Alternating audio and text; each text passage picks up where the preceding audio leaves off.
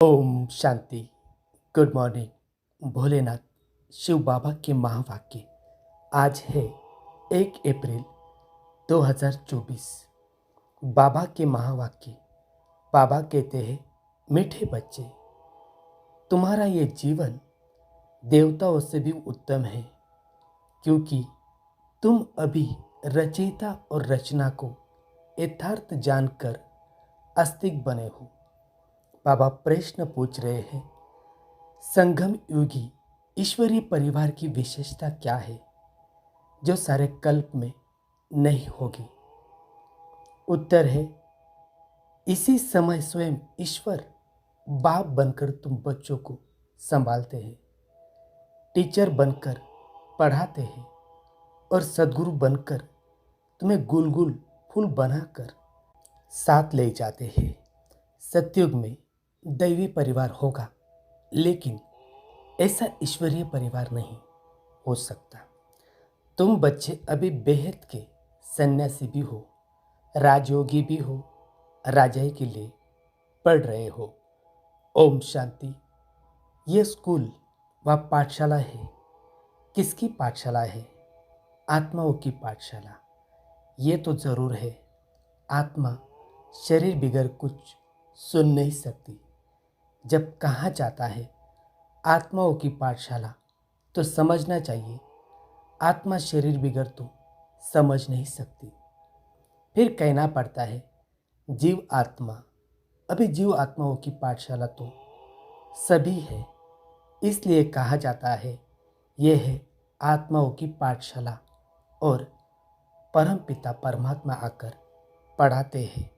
वह है जिस्मानी पढ़ाई, यह है रूहानी पढ़ाई जो बेहद का बाप पढ़ाते हैं। तो ये हो गई गॉड फादर की यूनिवर्सिटी। भगवान वाच है ना। ये भक्ति मार्ग नहीं है, ये है पढ़ाई। स्कूल में पढ़ाई होती है, भक्ति मंदिर ठिकानों आदि में होती है। इसमें कौन पढ़ाते हैं? भगवान वाच।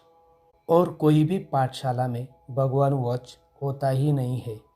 और कोई भी पाठशाला में भगवान वाच होता ही नहीं है। सिर्फ ये एक ही जगह है जहाँ भगवान वाच है।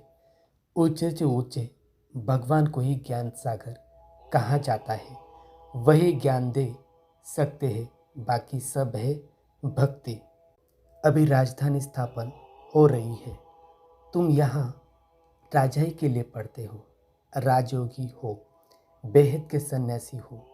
वह हठ योगी है, हद के सन्यासी। बाप आकर सभी की सदगति कर सुखी बनाते हैं। मुझे ही कहते हैं सदगुरु अकाल मूर्त। वह हम घड़ी घड़ी शरीर छोड़ते नहीं सतयुग में, और लेते नहीं, काल खाता नहीं। तुम्हारी भी आत्मा अविनाशी है, परंतु पतित और पावन बनती है, निर्लेप नहीं है। ड्रामा का राज भी बाप ही समझाते हैं। रचयिता ही रचना के आदि मध्य अंत का राज समझाते हैं। ज्ञान का सागर वही एक परमपिता शिव परमात्मा है। बाबा कहते हैं, अपने को आत्मा समझो और बाप को याद करो तो पाप कट जाएंगे। भक्ति मार्ग वाले इन बातों को कुछ भी समझेंगे नहीं। अच्छा, मीठे मीठे सिकिल दे बच्चों प्रति माता पिता बाप दादा का याद प्यार और गुड मॉर्निंग। रूहानी बाप की रूहानी बच्चों को नमस्ते। हम सब रूहानी बच्चों की रूहानी माता पिता बाप दादा को याद प्यार, गुड मॉर्निंग, नमस्ते, शुक्रिया बाबा, शुक्रिया। बाबा धारणा के लिए मुख्य सार दे रहे हैं।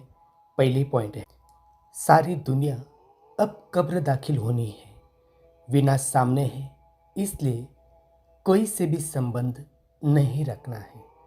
अंत काल में एक बाप को ही याद करना है। दूसरी पॉइंट है, शाम से सुंदर पतित से पावन बनने का यह पुरुषोत्तम संगम युग है। यही समय है उत्तम पुरुष बनने का। सदा इसी स्मृति में रह स्वयं को कौड़ी से हीरे जैसा बनाना है। आज वरदान दे रहे हैं बाबा हम बच्चों को, ज्ञान धन द्वारा प्रकृति के सब साधन प्राप्त करने वाले पद्मा पदम पति भव।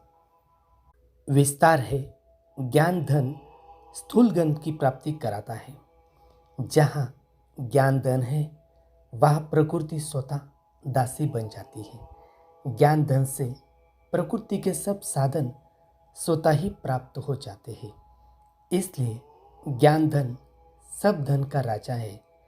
जहाँ राजा है वह सर्व पदार्थ स्वतः ही प्राप्त होते हैं। ये ज्ञान धन ही पद्मा पदम पति बनाने वाला है। परमार्थ और व्यवहार को स्वतः ही सिद्ध कराता है।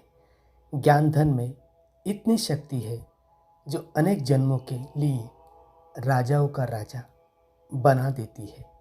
आज का स्लोगन है, कल्प कल्प का विजयी हो, ये रूहानी नशा इमर्ज हो तो मायाजीत बन जाएंगे। कल्प कल्प का विजयी हो, ये रूहानी नशा इमर्ज हो तो मायाजीत बन जाएंगे। अच्छा, ओम शांति शांति शांति।